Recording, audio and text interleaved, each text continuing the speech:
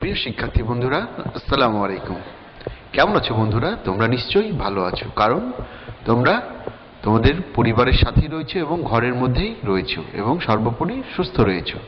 হ্যাঁ বন্ধুরা, তোমরা শুনেছো খুব শিগগিরই তোমরা তোমাদের প্রতিষ্ঠানে নিজ শ্রেণীকক্ষে খুব দ্রুত ফিরে আসবে এবং তখন তোমাদের সঙ্গে আমাদের আবার দেখা হবে। আবার আমরা অনেক মজা করব, গল্প করব, অনেক কবিতা পড়ব, অনেক কিছু জানবো, শিখবো।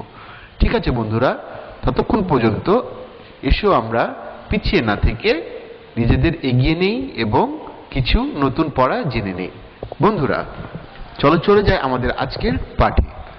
প্রিয় শিক্ষার্থীরা, তোমরা জানো যে আমরা ছুটি কবিতার ছড়াটি লিখেছেন রবীন্দ্রনাথ ঠাকুর। এই ছড়াটি আমরা গত ক্লাসে পড়েছিলাম। এই ছড়া থেকে কিছু শব্দ রয়েছে, যে শব্দের অর্থগুলো আমরা জানি না বন্ধুরা, এগুলো আজকে আমরা শিখে নেব। তো বন্ধুরা, চলো আমরা শিখে নিই কিছু না জানা কিছু শব্দের অর্থ। যেমন বাদল। বাদল শব্দের অর্থ কি জানো বন্ধুরা? বাদল শব্দের অর্থ হলো বর্ষাকাল। হ্যাঁ বন্ধুরা, তোমরা বলো, বাদল শব্দের অর্থ বর্ষাকাল।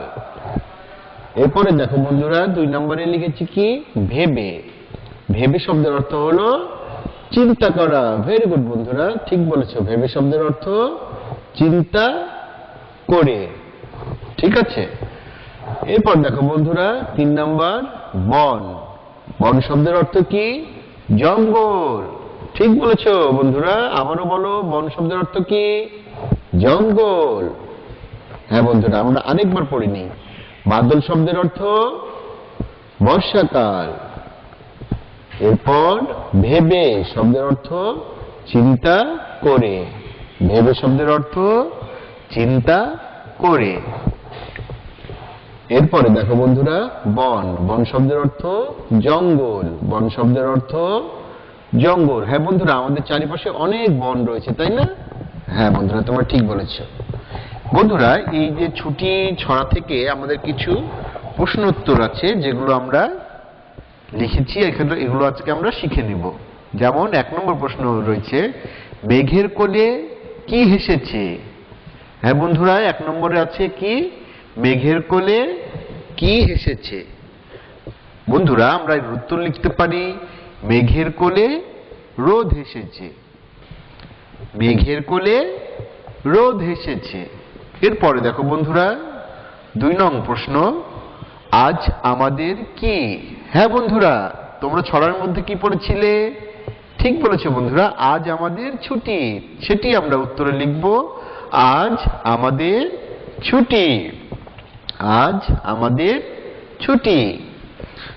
নেক্সট প্রশ্ন বন্ধুরা, দেখো পথ হারিয়ে কোথায় যায়? বন্ধুরা, আমরা ছড়াতে কি পড়েছিলাম? পথ হারিয়ে কোন বনে যায়? তাহলে আমরা কি লিখতে পারি? পথ হারিয়ে বনে যায়। পথ হারিয়ে বনে যায়। হ্যাঁ বন্ধুরা, তোমরা ঠিক শিখছো, ঠিকভাবে সুন্দরভাবে বলছো। আরেকবার বলো, মেঘের কোলে কি হেসেছে? মেঘের কোলে রোদ হেসেছে। এরপরে দেখো বন্ধুরা, আজ আমাদের কি? আজ আমাদের ছুটি। ভেরি গুড বন্ধুরা, দারুণ বলেছো তোমরা। এরপরে দেখো বন্ধুরা, প্রশ্ন করি আমি, পথ হারিয়ে কোথায় যায়? পথ হারিয়ে বনে যায়। ভেরি গুড বন্ধুরা, অনেক সুন্দর বলেছো। তো বন্ধুরা, এই ছিল আমাদের আজকের পাঠ।